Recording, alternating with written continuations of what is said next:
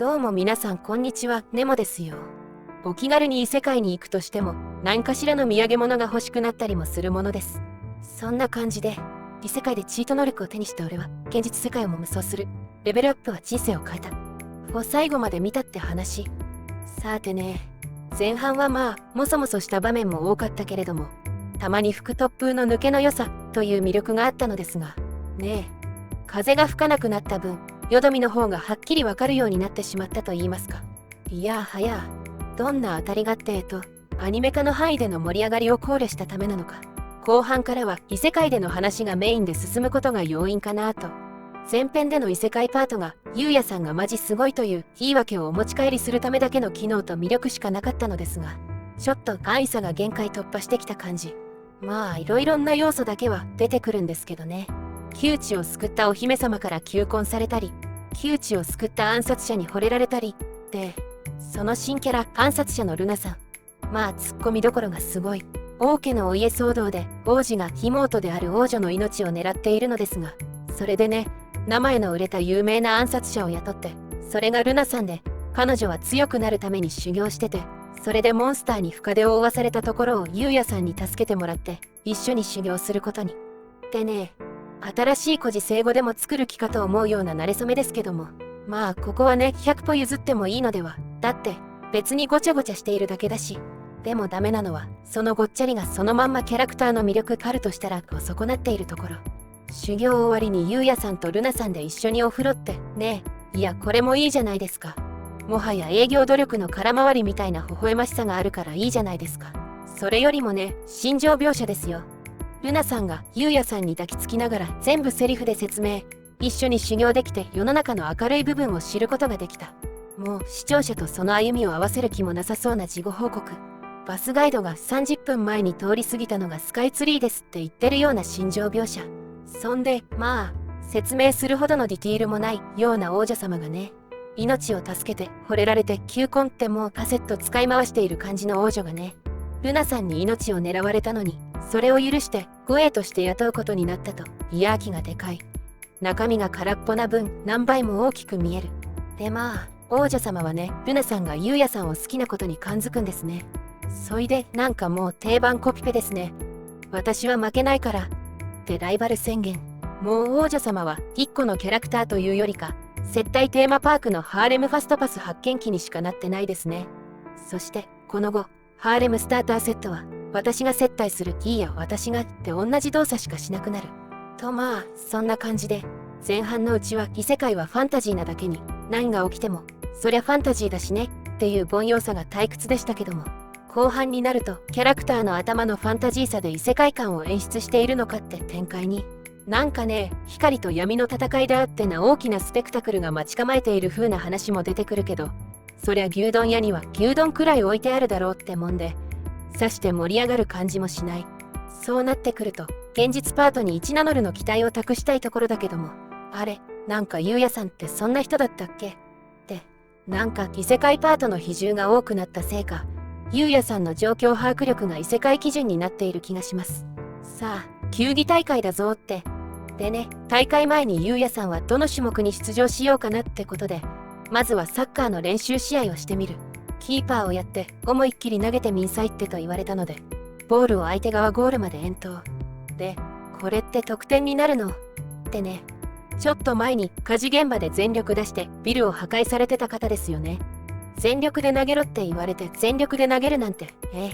いやまだね、ここは譲っておきましょうよ。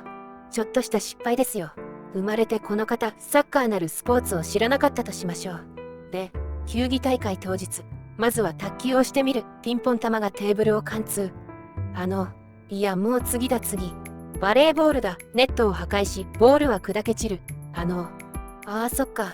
魔法世界という全く基準が不明な場所で力加減がわからないってのがめちゃくちゃ説得力があるんだなってことが分かりました。全くゆうやさんは判断能力がないのかってそんなこともないんですよ。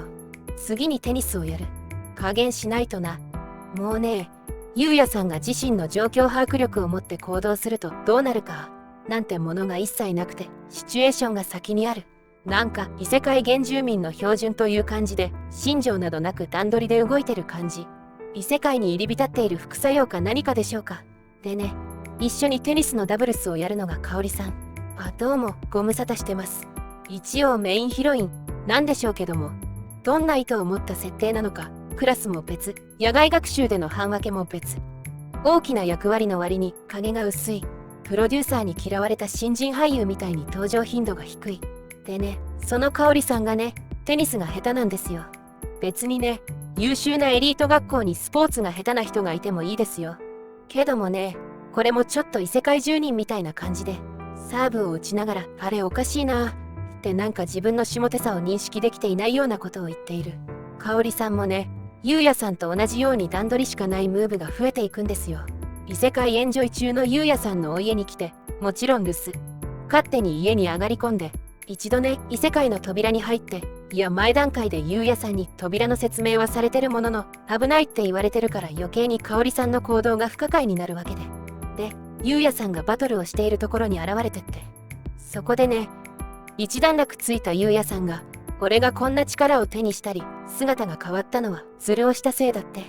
なんなんだこの場面、ちゃんとチート能力に自己言及するって、他では見られないような攻めた場面のようだけど、お膳立てがガッタガタすぎて集中できないよ。それでもね、香織さんは言うんですよ。私を最初に助けてくれた時から何も変わっていません。いやもう恐ろしく判断能力のない人にお墨付きを出されても、国際信州学院大学の卒業証書並みの信頼度しかないですよ。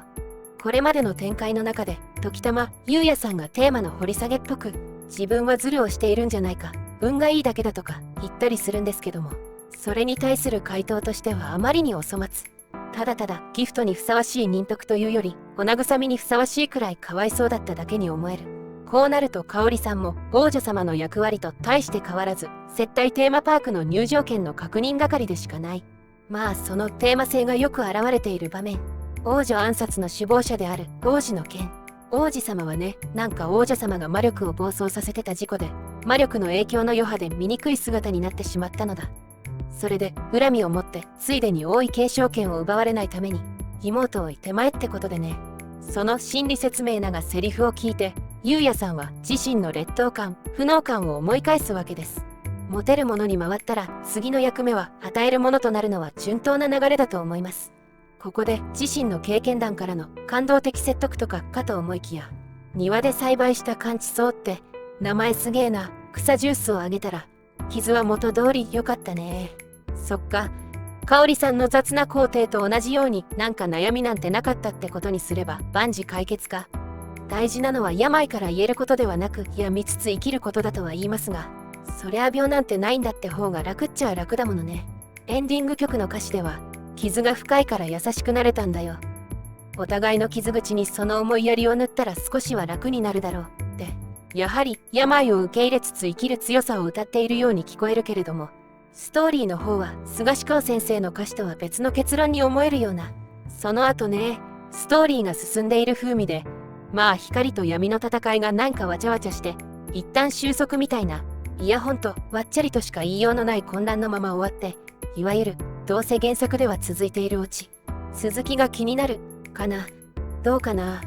以上チクチク言いましたけど、ドラマ要素をつまみ食いしてる程度でも他と比べたら数段上だし、それにアニメとしてはある程度見栄えを持って描こうとしてる。